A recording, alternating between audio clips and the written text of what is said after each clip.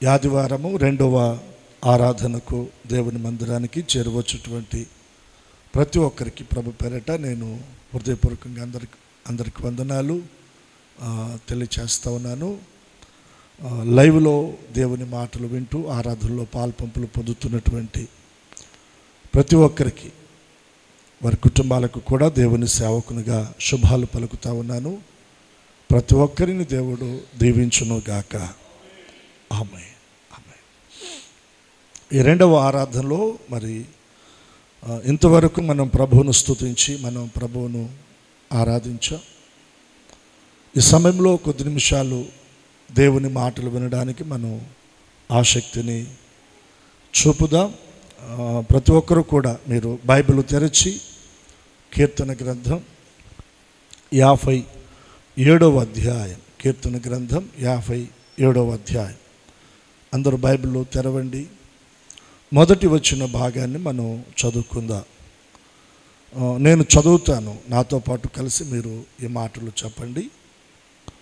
57వ కీర్తన మొదటి వచ్చిన భాగాన్ని నేను చదువుతుండగా నాతో పాటు కలిసి మీరందరి మాటలు చెప్పండి. నన్ను కరుణింపుము దేవా, నన్ను కరుణింపుము, నేను నీ శరణు జోచి ఉన్నాను. ఈ ఆపదలు తొలగిపోవు వరకు నీ రెక్కల నీడను శరణు జోచి ఉన్నాను.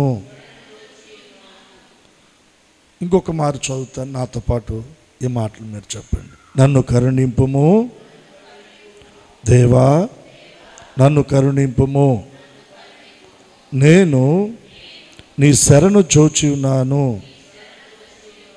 ఈ ఆపదలు తొలగిపోవు వరకు నీ రెక్కల నీడను శరణు జోచి ఉన్నాను. ఈ వచన భాగంలో ఉన్నటువంటి మాటలను ప్రభు మనందరి వినికిడిలో దీవించునుగాక. దావీదు ఈ మాటలు పలుకుతా ఉన్నాడు. సౌలు చేత దావీదు తరమబడుతూ అరణ్యాల్లో నివసిస్తున్నటువంటి కాలం అది. అరణ్యాల్లో నివసిస్తున్న దావీదును సౌలు పలుమార్లు తన పరివారాన్ని, తన సైన్యాన్ని వెంట పెట్టుకొని దావీదును హతమార్చాలి అనేటువంటి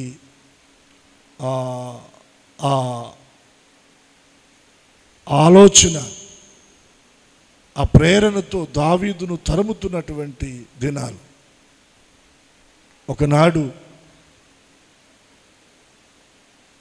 సౌలునే దేవుడు దావీదు చేతికి అప్పగిస్తే దావీదు సౌలుకు ఏ కీడు తలపెట్టకుండా సౌలు పనివారిని మందలించి, మీరు రాజుకు మీరు సరిగ్గా మీరు కాపు కాయకపోయారు,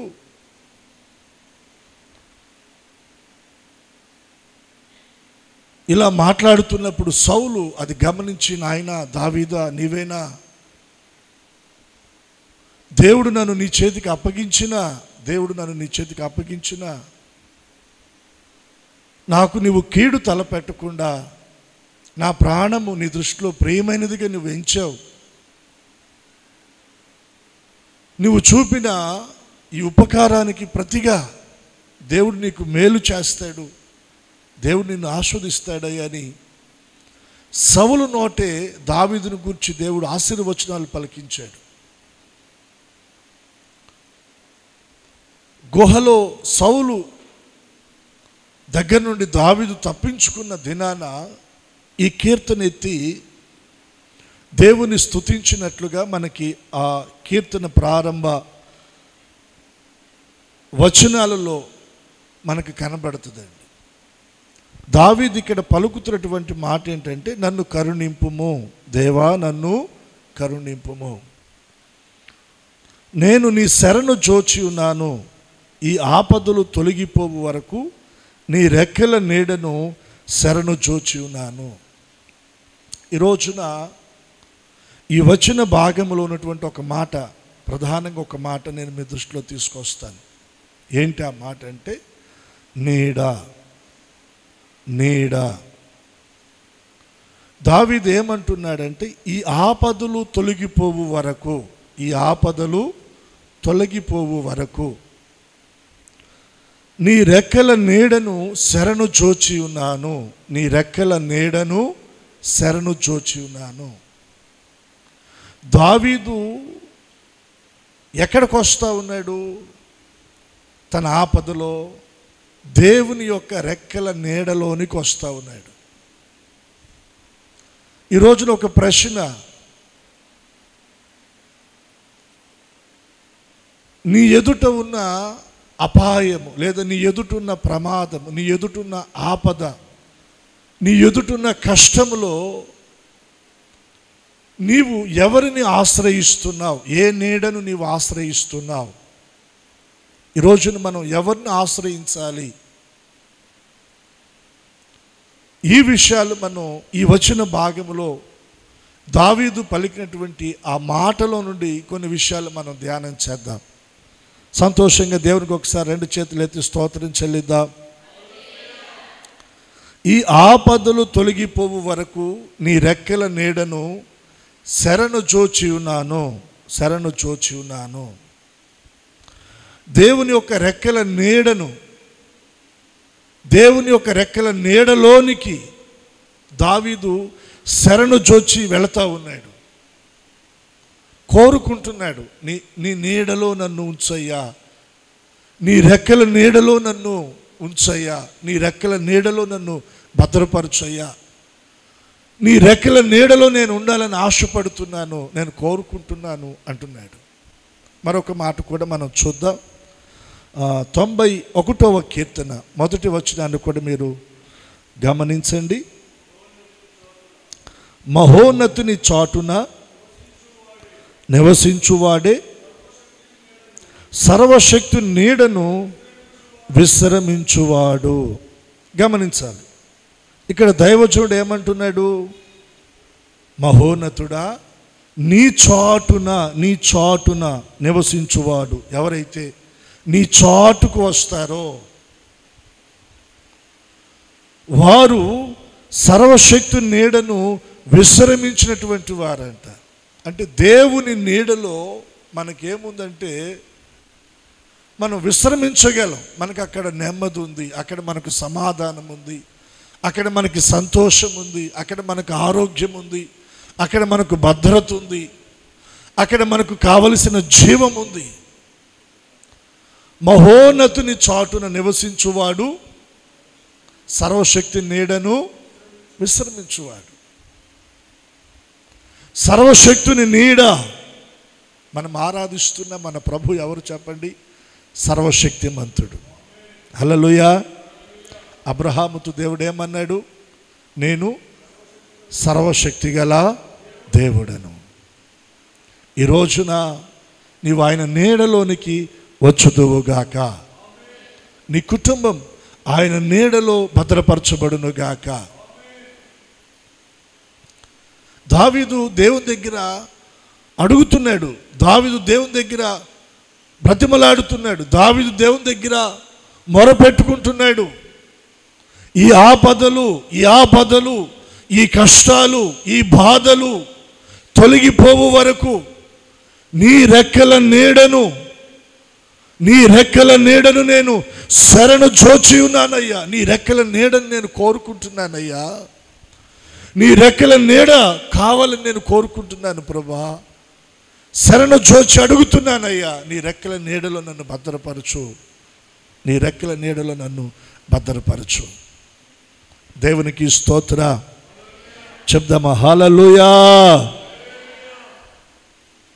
దేవుని రెక్కల నీడ కాకుండా ఇంకా కొన్ని నీడలు ఉన్నాయండి. దేవుని రెక్కల నీడ కాకుండా ఇంకా కొన్ని నీడలు ఉన్నాయి. ఒక్కొక్కసారి మనకు తెలుసో, ఒక్కొక్కసారి తెలియకో, అమాయకంగానో అవివేకంగానో ఒక్కొక్కసారి దేవుని రెక్కల నీడను విడిచిపెట్టి ఒక్కొక్కసారి మనం వేరే వేరే నీడలను మనం ఆశ్రయిస్తున్నాం. అలా ఆశ్రయించుట ద్వారా మన జీవితంలో మనం కొన్ని సమస్యలు కొని తెచ్చుకుంటున్నామండి. ఈ రోజున వాక్యపు వెలుగులో మనం వాటిని పరిశీలన చేద్దాం, పరీక్షిద్దాం. దేవుని రెక్కల నీడలో నుండి మనం ప్రక్కకు తొలగిపోకుండానట్లుగా ఈ రోజున ప్రభు మనలను దర్శించునుగాక. దేవుడు మనతో మాట్లాడునుగాక. దేవుడు మనలను బలపరచునుగాక. చూడండి, మీరు యెషయా గ్రంథం 30వ అధ్యాయం 3వ వచన భాగం. యెషయా గ్రంథం మీరు 30వ అధ్యాయం 3వ వచన భాగాన్ని గమనించండి. ఫరో వలన కలుగు బలము మీకు అవమానకరమగును. ఐగుప్తు నీడను శరణు జొచ్చుట వలన ఏం కలుగుతుందంట? సిగ్గు కలుగుతూ ఉంది. ఏ నీడ ఇది? ఐగుప్తు నీడ. ఏ నీడ చెప్పండి? ఐగుప్తు నీడ. వాక్యం ఏమని సెలవిస్తూ ఉందంటే, ఫరో వలన కలుగు బలము మీకు అవమానకరమగును. ఐగుప్తు నీడను శరణు జొచ్చుట వలన సిగ్గు కలుగును. సిగ్గు కలుగును. ఫరో ఐగుప్తు దేశానికి చక్రవర్తి, రాజు. అతని బలము మీద ఒకవేళ మీరు ఆధారపడుతున్నారేమో, అతని బలాన్ని మీరు ఒకవేళ కోరుకుంటున్నారేమో, అతని బలము తట్టు ఒకవేళ మీరు తిరుగుతున్నారేమో, అతని బలము మీకు ఏం కలగ చేస్తుంది? అవమానాన్ని కలగ చేస్తుంది. ఈ ఐగుప్తు దేనికి సాదృశ్యంగా కనబడతా ఉందంటే, ఈ లోకానికి సాదృశ్యంగా కనబడతా ఉంది. ఐగుప్తు దేనికి సాదృశ్యం చెప్పండి? ఈ లోకానికి సాదృశ్యం. ఈ లోకంలో ఉన్న వాటికి సాదృశ్యం. ఒక్కొక్కసారి మనం లోక సంబంధమైన వాటి మీద, లోక సంబంధమైనటువంటి బలము మీద, అధికారం మీద మన ఆలోచన వెళ్తుందండి. సహాయాన్ని కోరుకుంటూ లోకాన్ని మనం ఒక్కొక్కసారి లోకపు నీడను మనం శరణు చొచ్చి వెళుతూ ఉంటాం. అధికారులను కానివ్వండి, రాజులను కానివ్వండి, ప్రధానులను కానివ్వండి, బంధువులు కానివ్వండి, ఈ లోక సంబంధమైనటువంటి ఐగుప్తు యొక్క బలము, ఫరో యొక్క బలమును ఒకవేళ మీరు ఆధారము చేసుకుంటే దానివలన మీకు అవమానం కలుగుతుంది. ఏమంటున్నాడు? ఐగుప్తు నీడను శరణు చొచ్చుట వలన సిగ్గు కలుగుతుంది. ఐగుప్తు నీడ, ఐగుప్తు నీడ. ఈ లోక సంబంధమైనటువంటి వాటిని ఆధారం చేసుకొని లోక సంబంధమైనటువంటి నీడను మనం ఆశ్రయంగా చేసుకుంటే మన జీవితంలో మనం సిగ్గును ఎదుర్కోవాల్సి వస్తుంది. సిగ్గును ఎదుర్కోవాల్సి వస్తుంది. ఒకసారి దేవునికి మనం స్తోత్రం చెల్లిద్దాం. కొంచెం బిగ్గరగా చెప్దాం. దావీదు ఐగుప్తు నీడను ఆశ్రయించటం వల్ల ఏమంటున్నాడు? ఈ ఆపదలు తొలగిపోవు వరకు నీ రెక్కల నీడను నేను శరణు జోచి ఉన్నాను. మనం ఎదుర్కొంటున్న ఆపదల్లో, అపాయాల్లో, కష్టాల్లో, బాధల్లో, సమస్యల్లో మనం శరణు జోచి వెళ్ళవలసింది దేవుని యొక్క రెక్కల నీడలోనికి. దేవుని రెక్కల నీడను మనం ఆశ్రయించాలి. ఆ రెక్కల నీడలో అక్కడ మనం విశ్రమించగలం. అక్కడ మనకి నెమ్మది, సమాధానం దొరుకుతుందండి. ఐగుప్తు నీడను ఆశ్రయిస్తే అక్కడ మనం సిగ్గుపరచబడతాం. ఏమవుతాం చెప్పండి? సిగ్గుపరచబడతాం. మీరు 31వ అధ్యాయంలో కూడా చూస్తే ఐగుప్తుని గురించి ఇక్కడ ఇంకా కొంచెం వివరంగా దేవుడు తెలియచేస్తూ ఉన్నాడు. 31వ అధ్యాయం మొదటి నుండి, ఇశ్రాయేలు పరిశుద్ధ దేవుణ్ణి లక్ష్య పెట్టకయు, యెహోవా యొద్ద విచారింపకయు, సహాయము నిమిత్తము ఐగుప్తునకు వెళ్ళుచు గుర్రములను ఆధారము చేసుకొని వారి రథములు విస్తారములనియు రౌతులు బలాఢ్యులనియు వారిని ఆశ్రయించు వారికి శ్రమ. ఐగుప్తును ఆశ్రయిస్తే, ఐగుప్తు నీడను ఆశ్రయిస్తే, ఐగుప్తు బలాన్ని ఆశ్రయిస్తే, ఈ లోకాన్ని ఆశ్రయిస్తే, లోకపు నీడను ఆశ్రయిస్తే, అయ్యో శ్రమ శ్రమ శ్రమ శ్రమ. లోకాన్ని, లోకపు నీడను మనం ఆశ్రయించకూడదు. మనం ఆశ్రయించవలసింది మనం దేవుని యొక్క రెక్కల నీడ. దేవునికి స్తోత్ర. దేవుని వాక్యం ఏమంటుందంటే, లోబడనోళ్ళని తన ప్రజల వైపు ఆయన దినమెల్లా తన చేతులను చాపాడంటే, ఆయన నీ కొరకే తన బాహువును చాపాడు. నువ్వు ఆయన రెక్కల నీడలోనికి, ఆయన బాహువు నీడలోనికి, ఆయన హస్తపు నీడలోనికి నువ్వు రాగలిగితే నీకు అది మేలు, అది నీకు క్షేమం. సిలువలో ఆయన నీ కొరకే ఆయన తన బాహువును చాపాడు, ఆయన తన రెక్కలను చాపాడు. సిలువలో ఆయన చాపినటువంటి రెక్కల నీడలోనికి నువ్వు రాగలిగితే అక్కడ నీకు క్షేమము, భద్రత కలుగుతుంది. దేవునికి స్తోత్ర. చెప్దామా హల్లెలూయా. ఎన్నో రకాల ఆపదలు, ఎన్నో రకాల అపాయాలు, ఎన్నో రకాల ప్రమాదాలు మధ్యన మనం బ్రతుకుతూ ఉన్నాం. వీటి మధ్యన మనము దేవుని రెక్కల నీడకు వచ్చి ఆయన రెక్కల క్రింద ఉన్నటువంటి కాపుదల భద్రతలో మనము భద్రపరచబడుదుము గాక. సామెతల గ్రంథంలో ఒక మాట మీకు జ్ఞాపకం చేస్తూ ఉన్నాను. యెహోవా నామము బలమైన దుర్గము. యేసయ్య నామము బలమైన దుర్గము.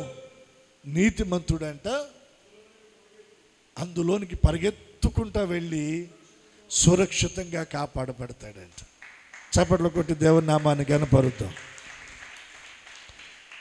ఆ మాట మనం చూద్దామా? సామెతల గ్రంథములో ఆ మాట మనం చూడగలం. 18వ అధ్యాయం 10వ వచన భాగం. యెహోవా నామము బలమైన దుర్గము, నీతిమంతుడు అందులోనికి పరిగెత్తి సురక్షితముగా నుండును. ఆయన నామమే ఒక బలమైన దుర్గం. నీతిమంతుడు అంటే దేవుని పిల్లలమైన మనం పరిగెత్తాల్సింది ఎక్కడికి? ఆయన నామములోనికి, ఆయనలోనికి, ఆయన రెక్కల నీడలోనికి మనం పరిగెత్తాలి. పరిగెత్తగలిగితే అక్కడ మనకేముంది చెప్పండి? సురక్షిత, భద్రత, కాపుదల దేవుని రెక్కల నీడలో మనం పొందగలమండి. ఈ రోజున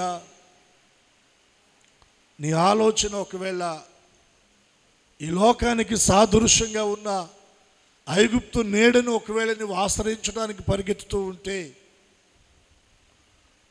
దేవుడు నీకు తెలియచేస్తున్న మాట, ముందుగానే ఆయన నీకు హెచ్చరికగా తెలియచేస్తున్న మాట ఏంటంటే,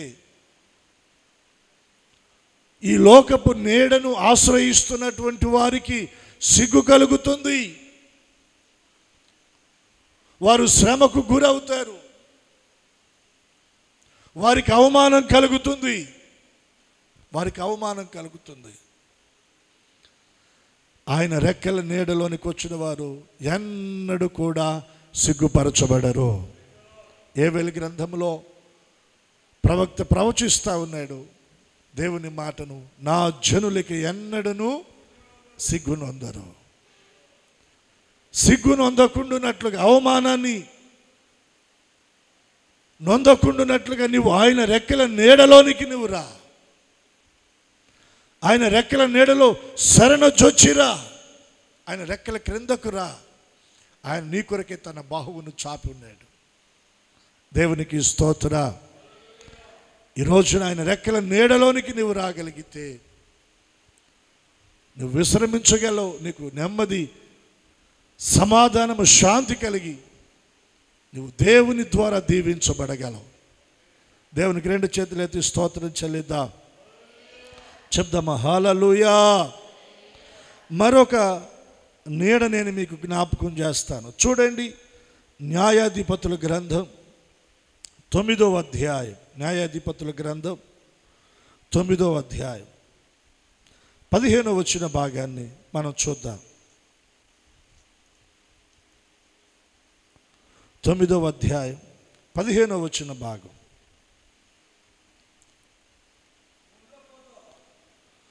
అప్పుడు చెట్లనియు నీవు వచ్చి మమ్మను ఏలుమని మొండ్ల పొద యొద్ద మనవి చేయగా, మొండ్ల పొద, మీరు నిజముగా నన్ను మీ మీద రాజుగా నియమించుకున్న కోరిన ఎడల రండి, నా నీడను ఆశ్రయించుడి, లేదా అగ్ని నాలో నుండి బయలుదేరి లేబానోను దేవదారు చెట్లను కాల్చివేయనని చెట్లతో చెప్పెను. మొండ్ల చెట్లు, మొండ్ల పొద, మొండ్ల చెట్టు మాట్లాడుతూ ఉంది చెట్లన్నిటితోటి. ఏమని మాట్లాడుతూ ఉంది? నిజముగా నన్ను మీ మీద రాజుగా నియమించుకున్న కోరిన ఎడల రండి, నా నీడను ఆశ్రయించుడి, నా నీడను ఆశ్రయించుడి. మొండ్ల చెట్టు పిలుస్తూ ఉంది, నా నీడను ఆశ్రయించుడి, రండి అని. మొండ్ల చెట్టు దేనికి సాదృశ్యంగా కనబడతా ఉందంటే, ఐగుప్తు దేనికి సాదృశ్యంగా కనబడతా ఉంది? ఈ లోకానికి సాదృశ్యంగా కనబడతా ఉంది. ఈ మొండ్ల చెట్టు దేనికి సాదృశ్యంగా కనబడతా ఉంది అంటే, దీన్ని మనం దేనికి పోల్చుకోవచ్చు అంటే, ఇది శరీర సంబంధమైనటువంటి కార్యాలు, సుఖాన్ని వెతుక్కుంటూ పరిగెడుతున్నటువంటి వారిని ఉద్దేశించి దేవుడు ఇక్కడ తెలియచేస్తూ ఉన్నాడు. మొండ్ల పొద పిలుస్తూ ఉంది, నా నీడను ఆశ్రయించండి అని. మొండ్ల చెట్టు నీడలో మనం విశ్రమించి సంతోషించగలమా? మొండ్ల చెట్టు నీడలో ముళ్ళు మనను గుచ్చి మనను బాధింప చేస్తాయి కదా. తెలియక వెళ్తున్నావా, తెలిసి వెళ్తున్నావా? దైవజుడైన మోషేను గురించి క్రొత్త నిబంధనలో పౌలు గారు అద్భుతమైన మాట పలికించాడు హెబ్రీ పత్రికలో. అల్పకాల పాప భోగము అనుభవించుట కంటే, అల్పకాల పాప భోగము అనుభవించుట కంటే దేవుని ప్రజలతో శ్రమ అనుభవించుట అది నాకు మేలు. అలా ఎంచి యోచించి ఐగుప్తుని విడిచి వెళ్ళిపోయాడంట. ఎవరు? మోషే. చూస్తారా వచ్చిన భాగాన్ని మీరు? ఇది ఇలాగే మీరు గుర్తుపెట్టుకోండి. మీరు 11వ అధ్యాయం, హెబ్రీ పత్రిక 11వ అధ్యాయం 24వ వచ్చిన భాగాన్ని చూడండి.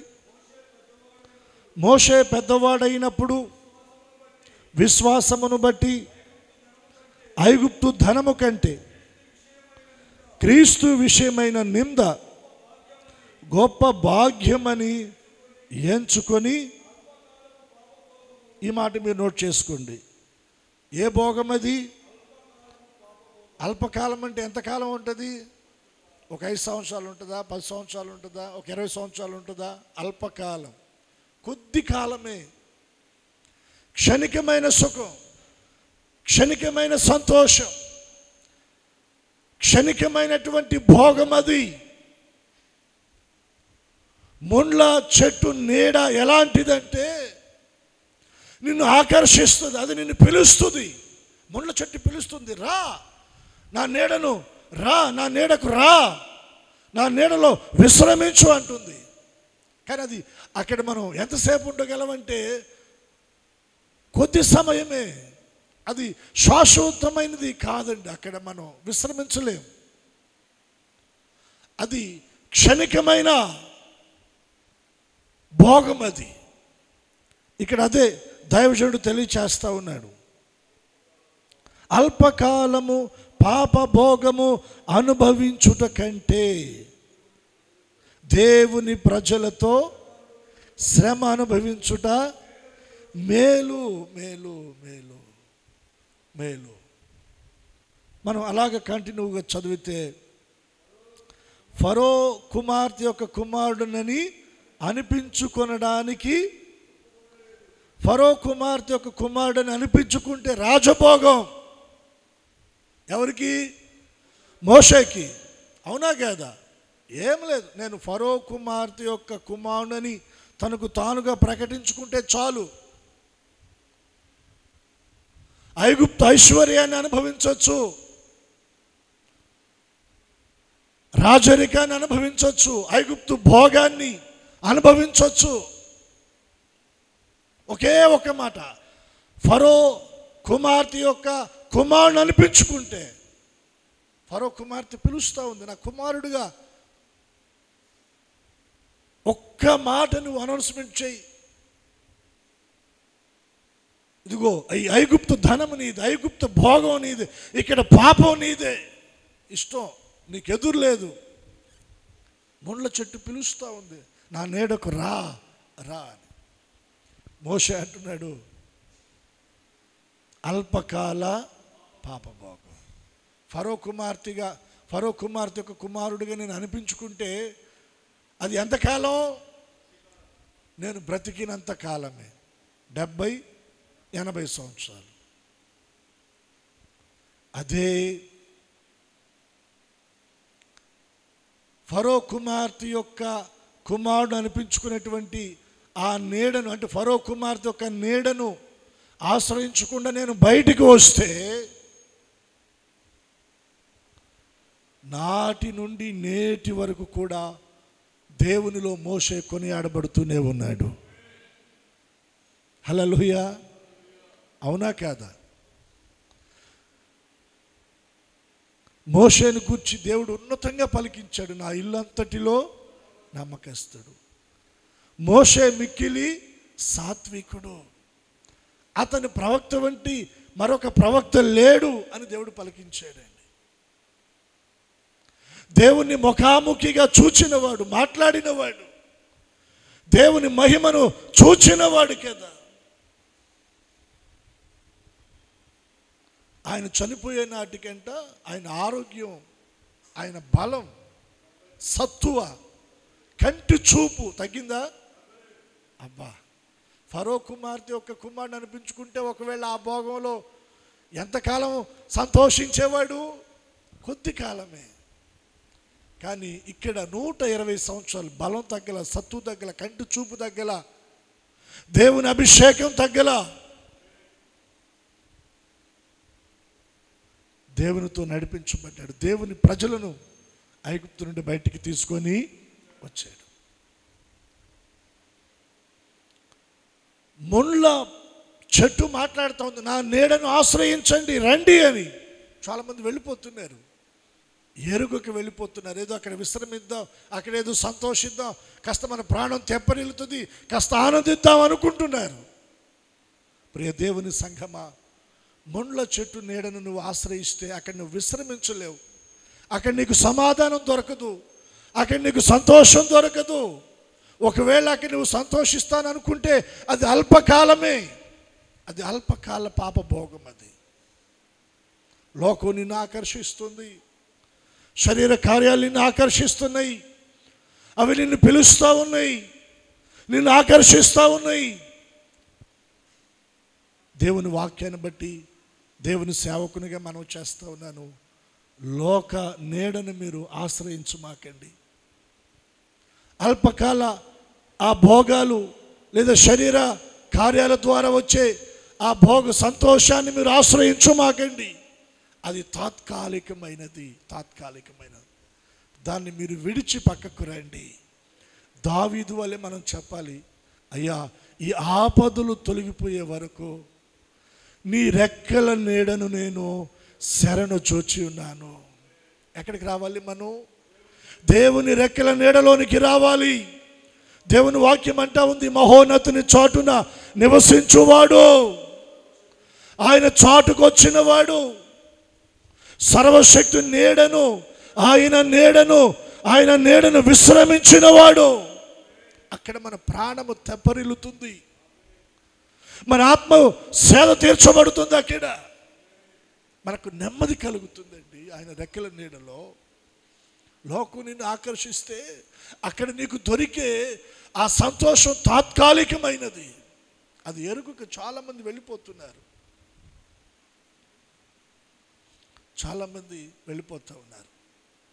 ముండ్ల చెట్టు నీడ పిలుస్తూ ఉంది, రండి అని. అయితే అది శరీర కార్యాలను, శరీర సంబంధమైన సుఖ సంతోషాలను, అల్పకాల భోగాన్ని అది సూచిస్తూ ఉంది. అవి శాశ్వతం కాదు. మోషే అది శాశ్వతం కాదని ఎరిగిన వాడై ఫరో కుమార్తె యొక్క కుమారుడిగా పిలిపించుకోవడానికి అతడు ఇష్టపడలా. ఆ నీడను ఆశ్రయించడానికి, ఆ నీడలోనికి వెళ్ళటానికి, అక్కడ ఉండటానికి మోషే ఇష్టపడలా. ఈరోజు కొద్దిగా శ్రమ అయినా పర్వాలేదు, దేవుని ప్రజలతో ఉంటా. హల్లెలూయా. కొంచెం కష్టమైనా పర్వాలా, సంఘంలో కొనసాగించబడతా, దేవుని ప్రజలను వెంబడిస్తా, దేవుని సేవకులను వెంబడిస్తా. శ్రమైనా పర్వాలేదు, నేను దేవుని రెక్కల నీడలోనికి వెళ్ళటానికి కోరుకుంటున్నాను. ఫరో కుమార్తె యొక్క కుమారుడుగా పిలువబడడానికి మోషే ఇష్టపడలా. చూడండి ఏమంటున్నాడు.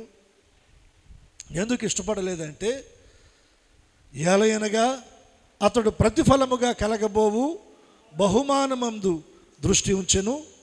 విశ్వాసమును బట్టి అతడు అదృష్టుడైన వానిని చూచున్నట్లు స్థిర బుద్ధి గలవాడై రాజాగ్రహమునకు భయపడక ఐగుప్తును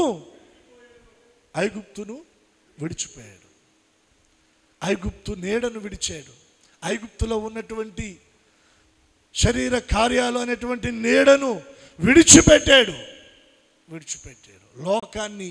లోకంలో ఉన్న భోగ సంతోషాలను మనం విడిచిపెట్టాలి. దేవుని రెక్కల నీడలోనికి మనం రావాలి. ఆకర్షిస్తుందండి లోకం మనల్ని.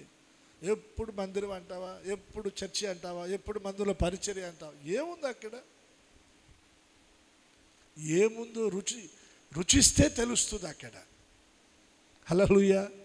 యెహోవా ఉత్తముడని దేవుని మందిరంలో ఏముందో నీకు రుచి తెలిస్తే దాన్ని విడిచిపెట్టు. దేవుని ఆరాధించే అనుభవంలో ఉన్న రుచి నువ్వు ఎరిగితే నువ్వు వదిలిపెట్టవు. అది మనం ఎరగాలి. అందుకనే దావీదు భక్తుడు అంటాడు, జుంటె తేనె ధారల కంటే మధురమైనది నీ వాక్యం. తెలుసా నీకు ఆ టేస్టు? దేవుని వాక్యములో ఉన్న రుచి నువ్వు ఎరిగితే దాన్ని ఎలా వదిలిపెట్టగలవు? దావీదు వదిలిపెట్టలేక దాన్ని హత్తుకున్నాడండి. ఏమంటున్నాడు? జుంటె తేనె ధారల కన్నా కూడా మధురమైనది నీ వాక్యం. రుచించాడు కాబట్టి ఆ మాట చెప్పగలిగాడు. వేల కొలది వెండి బంగారు నాణ్యముల కంటే నీ ధర్మశాస్త్రం ఎంతో కోరదగినది. దేవుని వాక్యపు విలువ దావీదుకు తెలిసింది కాబట్టి ఆ మాట పలకగలిగాడు. హల్లెలూయా. ఆరాధించుటలో ఉన్న ఆనందం మనం మర్చిపోగలమండి. ప్రభువుని ఆరాధించేటప్పుడు నేను ఆస్వాదిస్తాను ఆయన సన్నిధిని. కృతజ్ఞతతో ఆయన ఆరాధిస్తూ ఉండగా హృదయంలో ఎంత నెమ్మది కలిగిందండి. హృదయంలో ఎంత ప్రశాంతత, ఎంత ఆదరణ, ఎంత నిరీక్షణ పొందుకోగలం. అందుకని దావీదు అంటాడు, చిరకాలము నీ మందిరములో బతికేస్తానయ్యా. హల్లెలూయా. ఎక్కడ బ్రతికేస్తాడంట? మన పిల్లలు పాడతారు కదా, రాజా నీ సన్నిధిలో మనసారా ఆరాధిస్తూ బ్రతికేస్తానయ్యా. ఆ రుచి, ఆ అనుభవం, ఆ టేస్ట్, ఆ అనుభూతి ఎరిగితే దాన్ని మనం వదిలిపెట్టలేము. అది దావీదు పలికినటువంటి మాటలేండి. అందుకని మోషే అంటున్నాడు, ఫరో కుమార్తె యొక్క కుమారుడు అనిపించుకోవడానికి అతడు ఇష్టపడలా. ప్రతిఫలముగా కలిగే బహుమానం మీద దృష్టి, దృశ్యమైనవి చూస్తున్నాడా అదృశ్యమైనవి చూస్తున్నాడా మోషే? ఈ లోకం అంతా నీకు దృశ్యమైనది అంటే కనపడుతుంది. లోకంలో ఉన్న అందాలు, సౌఖ్యాలు, సౌభాగ్యాలు, సుఖాలు, సంతోషాలు కంటికి కనపడతాయి. కానీ దేవునిలో ఉన్నవి కంటికి కనపడవు.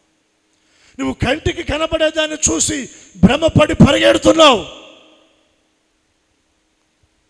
మోషే వలె అదృశ్యమైన వాటిని నువ్వు చూడగలిగితే, అదృశ్యమైన వాటిని చూడడానికి స్థిర బుద్ధి కలిగిన వాడువై మనసు నిలపగలిగితే, దీనికి మించిన సంతోషం, సౌభాగ్యం ఈ లోకంలో ఎక్కడ దొరకనిది దేవునిలో నువ్వు పొందగలవు. ఆయన రెక్కల నీడలో నువ్వు పొందగలవు. అతడు ప్రతిఫలముగా కలగబోవు బహుమానము అందు దృష్టి పెట్టాడు. దృశ్యమైనది చూడటం వల్ల హెబ్రీ పత్రికలు అంటాడు, దృశ్యమైనది అనిత్యం అంట. చూస్తారా మాట హెబ్రీ పత్రికలో చూడండి. అంటే మన కంటికి కనబడేది శాశ్వతమైనది కాదు,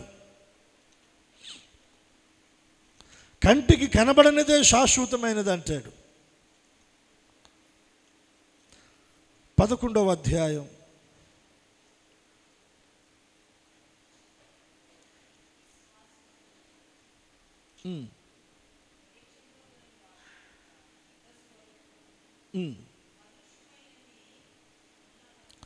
విశ్వాసం అనున్నది నిరీక్షింపబడు వాటి యొక్క నిజస్వరూపం, అదృశ్యమైన ఉన్నవన్నట్టుకు రుజువునై ఉన్నది. దాన్ని బట్టి పెద్దలు సాక్ష్యము పొందిరి. ప్రపంచంలో దేవుని వాక్యము వలన నిర్మాణమైనవని, అందును బట్టి దృశ్యమైనది కనబడే పదార్థముల చే నిర్మింపబడలేదని విశ్వాసము చేత మనము గ్రహించుచున్నాము. విశ్వాసము ద్వారా మనము దానిని గ్రహిస్తున్నామండి. దేవునికి ఒకసారి 2 చేతులు ఎత్తి స్తోత్రం చెల్లిద్దాం, బిగ్గరగా చెప్దాం,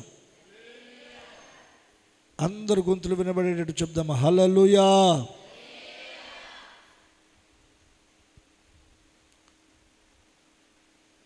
ఈ సృష్టి దృశ్యమైనదంతా కూడా ఒక దినాన లయమైపోతుంది. గత వారం నేను మీకు జ్ఞాపకం చేశాను పేతురు పత్రికలో నుండి, పంచభూతముల మహావేంద్రముతో ఏమైపోతాయంట, ఈ కంటికి కనబడేదంతా లయమైపోతుంది. కంటికి కనబడనేది ఒకటి ఉంది, దాని మీద మనం దృష్టి నిలపాల. అది శాశ్వతం, ఇది అశాశ్వతం. ముళ్ళ చెట్టు ఆకర్షిస్తుంది, నా నీడను ఆశ్రయించండి అని చాలామంది వెళ్ళిపోతూ ఉన్నారు. ప్రియ దేవుని ప్రజలంగా మనం ముళ్ళ చెట్టు నీడను మనం ఆశ్రయించకూడదు, ఐగుప్తు నీడను కూడా మనము ఆశ్రయించకూడదు. ముళ్ళ చెట్టు నీడలో నుండి అక్కడ కింద చెట్టు పలుకుతుంది, నాలో నుండి అగ్ని వచ్చి మిమ్మల్ని కాలుస్తుంది.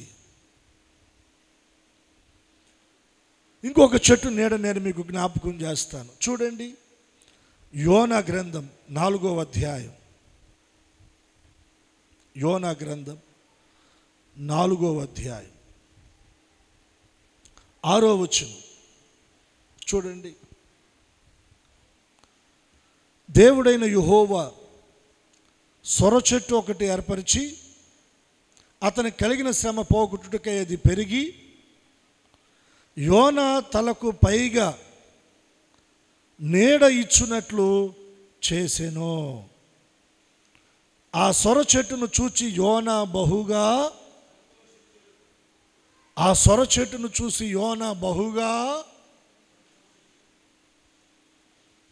ఇది ఏ నీడ చెప్పాలి, ఏ నీడ ఇది? ఐగుప్తు నీడ, ముళ్ళ చెట్టు నీడ, ఇంకొకటి ఏంటి చెప్పండి? సొర చెట్టు నీడ. ఐగుప్తు నీడ ఈ లోకానికి సాదృశ్యంగా ఉంది. ముళ్ళ చెట్టు నీడ శరీర కార్యాల ద్వారా వచ్చే ఆ సంతోషాన్ని సాదృశ్యంగా అది కనబడుతూ ఉంది. ఇక్కడ మరొక చెట్టు మనం చూస్తూ ఉన్నాం, సొర చెట్టు. సొర చెట్టు. యోనాకి ఏం కలిగిందంట? శ్రమ. 6వ వచనంలో ఫస్ట్ దేవుడు పలుకుతున్న మాట ఏంటంటే, అతనికి కలిగిన శ్రమ పోగొట్టుటకై. యోనాకేం కలిగింది? శ్రమ కలిగింది. దాన్ని పోగొట్టడానికి అక్కడ దేవుడు ఏం చేశాడు? ఒక సొర చెట్టును దేవుడు మొలిపించాడు. ఆ సొర చెట్టు యోనా తలకు పైగా అల్లుకుందంట. అల్లుకోగానే ఆ సొర చెట్టు నీడ ఎప్పుడైతే యోనా తలకు తగిలిందో, ఆ నీడ ఎప్పుడైతే యోనా మీదకి వచ్చిందో, ఆ నీడను బట్టి యోనా ఏమయ్యాడు? సంతోషించాడు. ఆ నీడకు ముందు యోనాలో ఏముంది? శ్రమ. ఆ నీడ రాగానే ఏం కలిగింది? సంతోషం కలిగింది. ఈ సంతోషం ఎంత సమయం ఉంది? మీరు ఆ వచనాన్ని మీరు అలాగ కంటిన్యూ చదవండి. మరుసటి ఉదయమందు దేవుడు ఒక పురుగును ఏర్పరచగా ఆ చెట్టును తొలిచినందున చెట్టు వాడిపోయెను. మరియు ఎండకాయగా దేవుడు వేడిమి గల తూర్పు గాలిని రప్పించెను. యోనా తలకు ఎండ దెబ్బ. ఏ దెబ్బ తగిలింది? యోనా తలకు ఎండ దెబ్బ. అతడు సొమ్మసిల్లి బ్రతుకుట కంటే, ఇందాక శ్రమే, ఇప్పుడు సొర చెట్టు నీడకు వచ్చి కాస్త ఏదో పర్వాలేదు అనుకున్నాడు. మరలా ఆ చెట్టు ఏమైపోయింది? వాడిపోయింది. ఇప్పుడు ఎండ దెబ్బ మరలా వచ్చింది. ఎండ దెబ్బ తగలగానే యోనా ఏమనుకుంటున్నాడంటే, నేను బ్రతికేదానికంటే కూడా అంటే చావును కోరుకుంటున్నాడు. ఏం కోరుకుంటున్నాడు? చావును కోరుకుంటూ ఉన్నాడు. సొర చెట్టు నీడ ఎక్కడికి తీసుకుని వెళ్ళిందంటే చావును కోరుకునేటట్లుగా చేసిందండి. ఈ సొర చెట్టు నీడ దేనికి సాదృశ్యం అంటే, నా వాళ్ళు మా వాళ్ళు అనుకుంటుంటాం కదా మనం. మన బంధువులు, నా వాళ్ళు, నా బంధువులు, నా వాళ్ళు, నా బంధువులు. నీ శ్రమలో, నీ బాధలో, నీ కష్టంలో ఒకవేళ నా వాళ్ళు అని నువ్వు ఒకవేళ నీ బంధువులనో అయిన వారునో తోబుట్టువులను వారి యొక్క నీడను నీవు ఆశ్రయిస్తే, ఆ నీడ సొర చెట్టు నీడ లాంటిది. మన వాళ్ళు అంటారు, చుట్టం చూపుగా ఎవరి దగ్గరికైనా వెళ్తే ఒక రోజు బాగుంటుంది, 2 రోజులు బాగుంటుంది అంట. రోజులు గడిచే కొద్ది ఏమవుతూ ఉంటుంది? ఫస్ట్ రోజు వెళ్తే మాంసం వేసి పెడతారంట. రెండో రోజు ఉంటే కోడిగుడ్డు వేసి పెడతారంట. 3వ రోజు మామూలు కూర ఏదో వేసి పెడతారంట. ఇక నువ్వు 4వ రోజు కూడా ఉన్నావనుకో, ఏమవుతుంది? పండు మిరకాయల పచ్చడి వస్తుంది. దానికి కూడా తట్టుకొని ఇంకో రోజు నిలబడ్డావనుకో, పళ్ళాలు ఎగురుతాయి, గంటలు మోగుతాయి. అంటే దాని అర్థం ఏంటి? ఇంక నువ్వు సర్దుకోవాలి అని. ఇది బంధువుల నీడ. శ్రమలో యోనా తలకు పైగా సొర చెట్టు నీడొచ్చింది. అమ్మయ్య పర్వాలేదు అనుకున్నాడు, సేద తీరుతున్నాను అనుకున్నాడు, కాస్త నెమ్మది దొరికింది అనుకున్నాడు. ఇంతలోనే ఏమైంది? ఒక పురుగు పడింది ఆ సొర చెట్టు వేరున. మనుషుల మెదడులో ఒక పురుగు పడుద్ది. పురుగు పడంగానే ఇంకా మన మీద ఉన్న కాస్త అభిమానం, ప్రేమ అన్నీ వెళ్ళిపోతాయండి. ఆ సంతోషం ఆవిరైపోయింది. వెంటనే మొదటి శ్రమ కంటే ఇప్పుడు ఇంక ఎక్కువ బాధపడుతున్నాడు. ఇంక నేను బ్రతుకుట కంటే చచ్చుట నాకు మేలు కదా. సొర చెట్టు నీడ దేన్ని సూచిస్తూ ఉందంటే బంధువులను సూచిస్తూ ఉందండి. బంధువుల నీడ వారి ఆశ్రయాన్ని సూచిస్తూ ఉంది. ఓ చక్కటి పాట ఉంది కదా, బంధుమిత్రుల ప్రేమ ఈ ధరణిలో అది ఎలాంటిదంటే ఒక కళ లాంటిది అంట. దేవునికి స్తోత్ర. ఎన్నడూ మారని ప్రేమ ఎవరిది? యేసయ్యది. బంధుమిత్రుల ప్రేమ, భార్యాభర్తల ప్రేమ, తల్లిదండ్రుల పిల్లల మధ్యన ఉన్న ప్రేమ, ఇవన్నీ తరిగిపోతాయి, కరిగిపోతాయి, దూరం అయిపోతాయి. తరగనిది, కరగనిది, దూరం అవనది యేసయ్య ప్రేమ ఒక్కటే. హల్లెలూయా. దావీదు వలె ఈ ఆపదలు తొలగిపోయే వరకు అయ్యా నీ రెక్కల నీడను నేను శరణజొచ్చి ఉన్నానయ్యా అని కోరుకుంటే అట నెట్టడు ఆయన రెక్కల నీడలోనికి వెళితే ఆయన తన రెక్కలతో మనల్ని కప్పుతాడు. ఆయన రెక్కల క్రింద ఆయన మనల్ని భద్రపరుస్తాడు. సంతోషంగా దేవునికి స్తోత్రం చెల్లిద్దాం, చెప్దామా? హల్లెలూయా.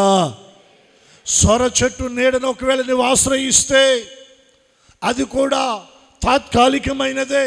అక్కడ నీకు కలిగే ఆ విశ్రాంతి కానీ, నెమ్మది కానీ, సంతోషం కానీ కొద్ది సమయమే. ఆ తర్వాత మరలా నువ్వు చావును కోరుకుంటావు. అంతగా నీవు అక్కడ నిరాశ చెందుతావు. నువ్వు ఆశ్రయించవలసింది సొర చెట్టు నీడ కాదు. ఒకవేళ నా వాళ్ళని పరిగెత్తుతున్నావేమో, జాగ్రత్త. ఒకవేళ నువ్వు పరిగెత్తదలుచుకుంటే దేవుని సేవకునిగా నేను మీకు చెప్తా ఉన్నాను, దేవుని రెక్కల నీడలోనికి పరిగెత్తండి. హల్లెలూయా. ఐగుప్తు నీడ, ముండ్ల చెట్టు నీడ, సొర చెట్టు నీడ మనం చూస్తూ ఉన్నాం.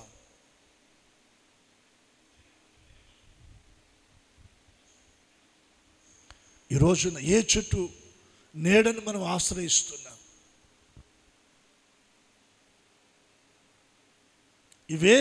ఇవేవి మన ప్రాణానికి నెమ్మదిని కలగ చేయవండి. మరొక చెట్టు నేను మీకు జ్ఞాపకం చేస్తాను, లేదా మరొక నీడ నేను మీకు జ్ఞాపకం చేస్తాను. చూడండి,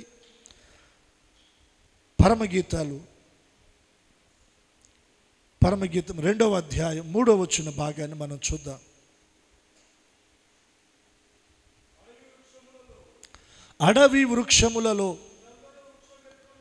జల్దరు వృక్షం ఎట్లున్నదో పురుషులలో నా ప్రియుడు అలా ఉన్నాడు. ఆనందభరితుడునై నేను అతని నీడన కూర్చుంటిని. ఈ మాట బాగా నోట్ చేసుకో. అతని ఫలము నా జీవకు మధురం. నాతో కలిసి అందరు ఈ మాటలు చెప్పండి. ఆనందభరితునై నేను అతని నీడను కూర్చుంటిని, అతని ఫలము నా జీవకు మధురము. ఆనందభరితునై నేను అతని నీడను కూర్చుంటిని. ఎవరు ఈ మాట పలుకుతుంది? షులోమితి. తన ప్రియుడైనటువంటి సొలొమోను ఉద్దేశించి మాట్లాడుతూ ఉంది. సొలొమోను మన ప్రభువైన యేసుక్రీస్తు వారికి సాదృశ్యం. షులోమితి సంఘానికి సాదృశ్యం. తన ప్రియుడైన సొలొమోను గురించి అక్కడ మాట్లాడుతూ ఉంది. అంటే మన ప్రభువైన యేసుక్రీస్తు వారిని ఎలా పోల్చి మాట్లాడుతూ ఉన్నారంటే, అడవి వృక్షములలో జల్దరు వృక్షం ఎట్లున్నదో పురుషులలో నా ప్రియుడు అట్లున్నాడు. అడవి వృక్షములు, అడవిలో రకరకాల చెట్లు ఉంటాయి. ఆ చెట్ల మధ్యన జల్దరు వృక్షం ఎట్లున్నదో, జల్దరు వృక్షం అనగా యాపిల్ చెట్టు. యాపిల్ చెట్టుకి అస్సలు ముళ్ళు ఉండవంటే. ఏముండవు చెప్పండి? ముళ్ళు. ప్రతి కొమ్మకు కాయలు కాస్తాయి అంట. హల్లెలూయా. ప్రతి కొమ్మకు కాయలు కాస్తాయి అంటే. జల్దరు వృక్షం. అడవి వృక్షములలో జల్దరు వృక్షం ఎట్లున్నదో పురుషులలో నా ప్రియుడు అట్లున్నాడు. దేవతలు అనబడినటువంటి వారు, దేవుళ్ళు అనబడినటువంటి వారు అడవి వృక్షాలకు పోల్చబడితే వాటి మధ్యన యేసయ్య ఎలా ఉన్నాడంటే జల్దరు వృక్షము వలె ఉన్నాడు ఆయన. ఆ చెట్టు నిండా ఫలాలే. యేసయ్యలో అన్ని ఫలాలేనండి, ఫలాలే. ఎక్కడ కూర్చుందంట? నేను ఆనందభరితినై నేను అతని నీడను కూర్చుంటిని. మనం ఎక్కడ కూర్చోవాలి? యేసయ్య నీడలో కూర్చోవాలి. హల్లెలూయా. బిగ్గరగా చెప్దామా? హల్లెలూయా. యేసయ్య నీడలోనికి మనం రావాలి. మహోన్నతుని చాటునకు, సర్వశక్తి నీడలోనికి మనం వచ్చేయాలి. నేను అతని నీడన కూర్చుంటుని. అతని ఫలము, ఆయన నీడలోనికి వస్తే ఆయన నీకు ఇచ్చే ఫలం ఏంటో తెలుసా? అది నీ జీవకు ఎలా ఉంటుందంటే మధురం, మధురం. నీ ప్రాణము తెప్పరిల్లుతుంది, నీ ప్రాణము బలపడుతుంది, నీ ఆత్మలో ఉజ్జీవం కలుగుతుంది, నువ్వు సేద తీర్చబడతావు. హల్లెలూయా. జల్దర వృక్షపు నీడ మన ప్రాణమును తృప్తిపరచగలిగిన నీడ, మన ఆత్మకు సేద తీర్చగలిగిన నీడ, మనను బలపరచగలిగిన నీడ, మనకు జీవాన్ని కలిగించగలిగిన నీడండి. సంఘం అంటుంది ఆనందభరితనై నేను అతని నీడను కూర్చుంటుని. ఏలియా పోయి ఎక్కడ కూర్చున్నాడు? బద్రి వృక్షం క్రింద కూర్చున్నాడంట. ఎక్కడ కూర్చున్నాడు? బద్రి వృక్షం చెట్టు కింద కూర్చున్నాడు. ఆడ కూర్చుంటే ఆయనకి ఏం ఆలోచన వచ్చింది? ఆయనకు వచ్చిన ఆలోచన ఏంటంటే, అయ్యా నా పితరుల కంటే నేను గొప్పవాడిని, నా పితరుల కంటే నేను గొప్పవాడిని కాదయ్యా, ఇక నాకు చాలు, నన్ను తీసుకో. ఒక్కోసారి మనం ఎదుర్కొంటున్న ఇబ్బందులు, ఇరుకులను బట్టి, కష్టాలను బట్టి మనకు అనిపిస్తుందండి. అలా అనిపించడానికి కారణం ఏంటంటే మనం కూర్చోవలసిన చోట కూర్చోలా, మనం ఆశ్రయించవలసిన నీడను మనం ఆశ్రయించలా. అందుకని అటువంటి నిరాశ మనలోకి వచ్చేస్తూ ఉంది, అటువంటి నిరాశ వస్తూ ఉంది. ఉదయకాలపు ఆరాధన ఆయన అంతరం ప్రార్థన చేయించుకుంటూ ఒక సహోదరి కళ్ళ నిండా నీళ్ళు పెట్టుకొని ఇదే భావాన్ని వ్యక్తం చేస్తూ మాటలు పలికిందండి. ఇంకా చాలా అనుకుంటున్నానయ్యా, నా ముందు ఈ పరిస్థితులు నేను దాటి వెళ్ళలేకపోతున్నాను, నా వల్ల కావటం లేదు, నా వల్ల కావటం లేదు, ఇక చాలా అనుకుంటున్నానని, చాలా అనుకుంటున్నానని. ఎక్కడో మనం ఐగుప్తు నీడను ఆశ్రయించాం, అందుకనే మన జీవితంలో నిరాశ. ఎక్కడో ముళ్ళ చెట్టు నీడను ఆశ్రయించాం, అందుకునే నిరాశ. ఎక్కడో సొర చెట్టు నీడను ఆశ్రయించాం, అందుకునే నిరాశ. నేను మనవి చేస్తా ఉన్నాను, దావీదు వలె ఈ ఆపదలు తొలగిపో వరకు నీ రెక్కల నీడను నేను శరణ చోచి ఉన్నానయ్యా, నువ్వు ఆయన రెక్కల నీడలోనికి నువ్వు రా. ఆయన దేనితో పోల్చబడ్డాడంటే జల్దర వృక్షపు చెట్టుతో ఆయన పోల్చబడ్డాడు. ఆ చెట్టు నీడలోనికి నువ్వు రాగలిగితే, ఆయన రెక్కల నీడలోనికి నువ్వు రాగలిగితే ఆయన ఇచ్చే ఫలము, సంఘం అంటుంది నా జీవకు మధురం, మధురం. అరణ్యంలో ప్రయాణం చేసి చేసి చేసి చేసి చేసి చేసి ఎక్కడ చతికిలబడ్డాడు ఏలియా? బద్రి వృక్షం కింద చతికిలబడ్డాడు. నీ ప్రయాణంలో నువ్వు ఎక్కడ కూర్చున్నావు? నువ్వు బద్రి వృక్షం అనగా ఈ లోక సంబంధమైనటువంటి వ్యక్తుల దగ్గర కూర్చుంటే వారి ఆలోచనలు, వారి మాటలు, వారిచ్చే సలహాలు నీకు నిరాశను కలగచేస్తాయి. నువ్వు దేవుని నీడలోనికి వస్తే ఆయన మాటలు నీ ప్రాణమును తెప్పరిల్ల చేస్తాయి. దావీదంటాడు, నీ వాక్యము నన్ను బ్రతికించింది, బాధల్లో ఇదే నాకు నెమ్మదిని కలిగించింది.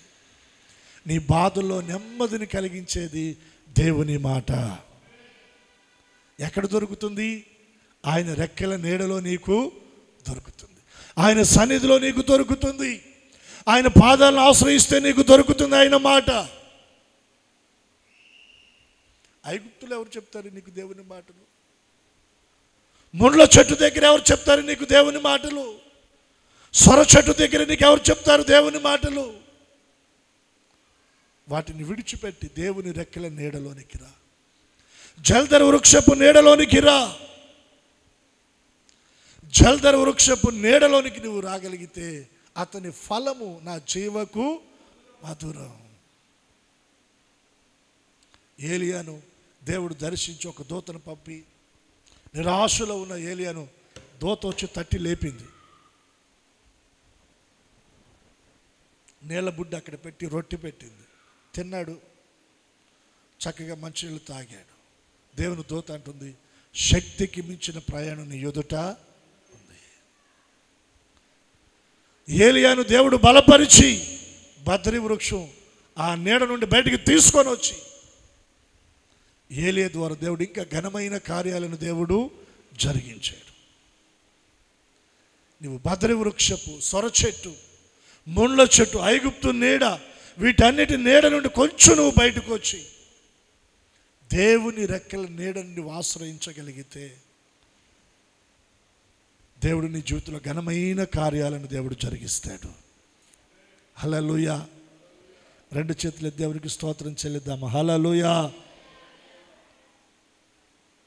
ఆయన రెక్కల నీడలోనికి వచ్చిన ప్రతి ఒక్కరు కూడా నెమ్మది పొందుకున్నారు, సమాధానం పొందుకున్నారు, దీవించబడ్డారు, దేవుని కృపలో వర్ధిల్లారు.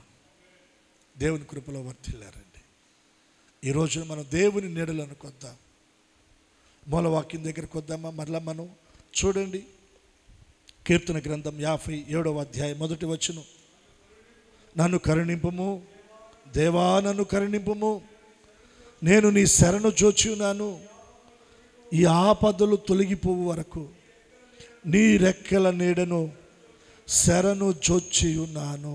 ఈ ఆపదలు తొలగిపోవు వరకు నీ రెక్కల నీడను శరణు జోచి ఉన్నాను.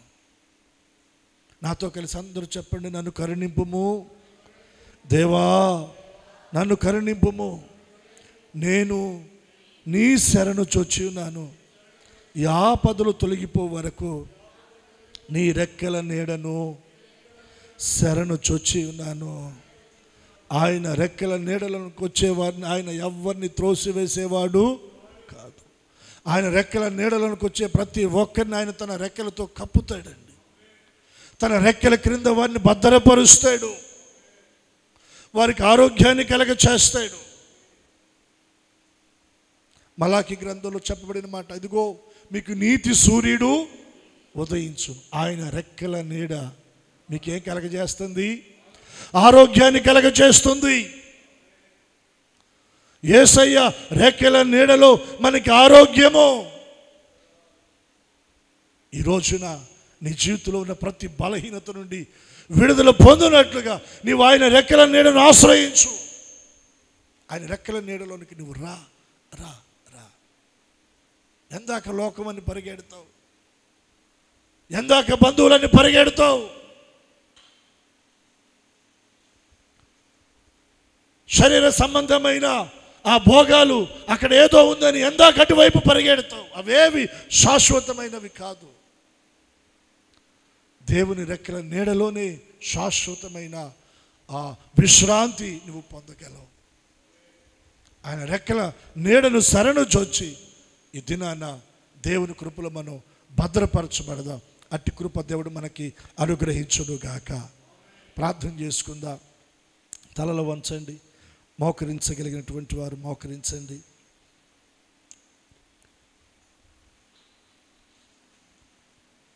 ప్రార్థన చేసుకుందాం. Praise the Lord. హల్లెలూయా. స్తోత్రం స్తోత్రం. పరిశుద్ధాత్మ దేవుని యొక్క ప్రసన్నత మనలను ఆవరించినటువంటి సమయం.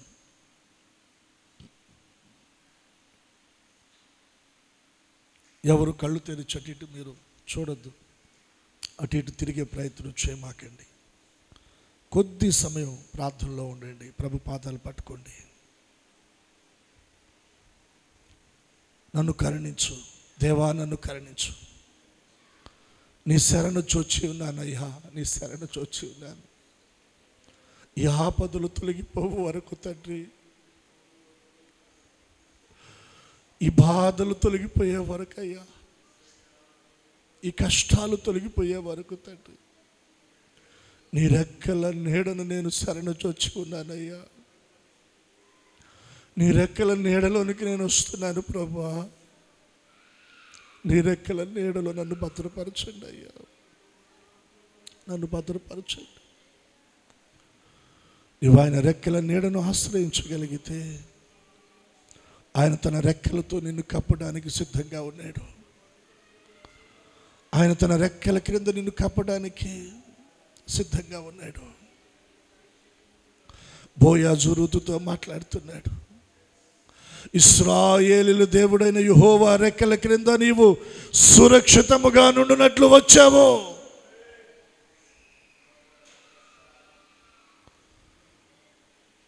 దేవుని రెక్కల నీడలో నీకు సురక్షిత,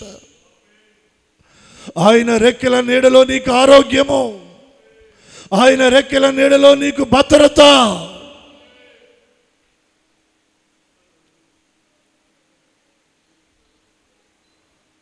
ఐగుప్తు నీడను ఆశ్రయించవద్దు, అక్కడ నీకు సిగ్గు కలుగుతుంది.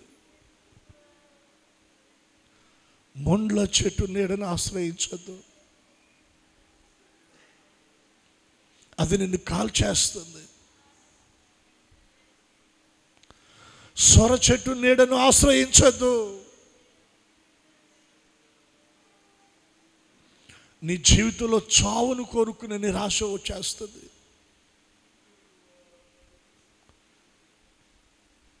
నీవు ఆశ్రయించవలసింది జల్దర వృక్షపు నీడ. ఆ నీడలోనికి నీవు రాగలిగితే ఆయన ఫలం నీ జీవకు మధురం, నీ నోటికి మధురం, నీ ప్రాణానికి మధురం, నీ హృదయానికి జీవం. ఆయన నీ ప్రాణమును తెప్పరిల్ల చేస్తాడు. అయ్యా, నీ రెక్కల నీడను శరణు చొచ్చి ఉన్నానయ్యా. ఈ దీనుని జ్ఞాపకం చేసుకో ప్రభువా, ఈ దీనురాలను జ్ఞాపకం చేసుకోయ్యా.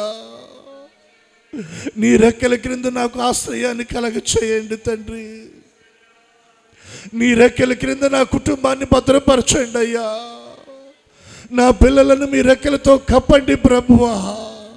నా కుటుంబాన్ని నీ రెక్కలతో కప్పండి నాయనా.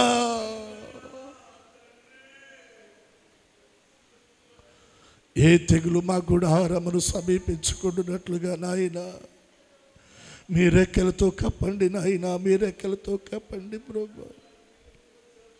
మీ రెక్కలతో కప్పండి నాయనా, మీ రెక్కలతో కప్పండి, మీ రెక్కలతో కప్పండి ప్రభువా. హల్లెలూయా, స్తోత్రం స్తోత్రం స్తోత్రం. సిలువలో చాపినా రెక్కల నీడలో, సిలువలో చాపినా రెక్కల నీడలో, సురక్షితముగా నన్ను దాచితివా, సురక్షితముగా నన్ను దాచితివా. కన్నిటి బ్రతుకును నాట్యముగా మార్చి, కన్నిటి బ్రతుకును నాట్యముగా మార్చి, ఆదరించిన యేసయ్యా, ఆదరించిన యేసయ్యా, నన్ను విడువక ఎడబాయక దాచితివా నీ చేతి నీడలో యేసయ్యా నీ చేతి నీడలో నన్ను విడువక ఎడబాయక దాచితివా నీ చేతి నీడలో యేసయ్యా నీ చేతి నీడలో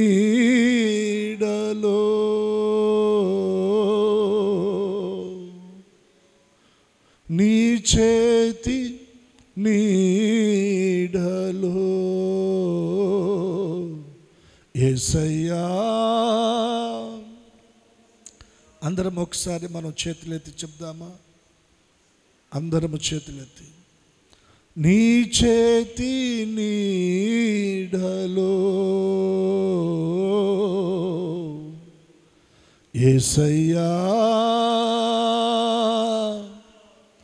నీ చేతి నీడలో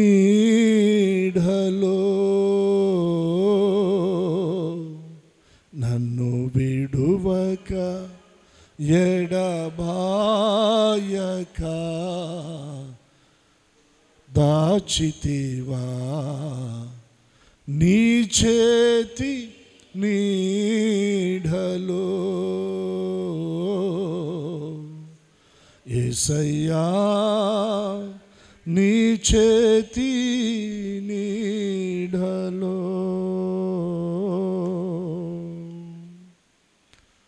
ప్రార్థన చేసుకుందాం. పరిశుద్ధ తండ్రి మీకు వందనాలు. ఈ ఆరాధనలో ఇంతవరకు మీరు మాతో మాట్లాడారు. ప్రతి మాట మా హృదయాల్లో ఫలభరితంగా చేయండి తండ్రి. దావీదు వలె మీ రెక్కల నీడను మేము శరణొచ్చొచ్చి సురక్షితంగా కాపాడబడినట్లు, ఆరోగ్యాన్ని పొందినట్లు, దీవించబడినట్లుగా కృప చూపి సహాయం చేయండి. ఐగుప్తు నీడ ఎలా ఉంటుందో, మొండ్ల చెట్టు నీడ ఎలా ఉంటుందో, సొర చెట్టు నీడ ఎలా ఉంటుందో మీరు మాకు తెలియచేశారు. మా కష్టకాలంలో, మా బాధలో, మా బలహీనతలో ఐగుప్తు నీడకు, మొండ్ల చెట్టు నీడకు, సొర చెట్టు నీడకు మేము పరిగెత్తక మీ రెక్కల నీడలోనికి మేము పరిగెత్తున్నట్లుగా మీరు మాకు కృపించి దీవించండి. ఈ ఆరాధనలో చేరువచ్చిన ప్రతి ఒక్కరిని మీరు బలపరచండి. మీ రెక్కల నీడలో ఉన్న నెమ్మది, సమాధానం ఈ ఆరాధనలో పాలొందిన ప్రతి ఒక్కరూ పొందుదురుగాక. మీ రెక్కల క్రింద, మీ రెక్కల నీడలో ఉన్న సురక్షిత, భద్రత, కాపుదల, ఆరోగ్యము ఆరాధనలో పాలు పంపులు పొందిన ప్రతి ఒక్కరు పొందుదురుగాక. దీవించి మహిమ పొందమని మీ చేతులకు అప్పగించుకుంటూ యేసు ఘననామమున ప్రార్థించి అడుగుచున్నాము తండ్రి. ఆమేన్.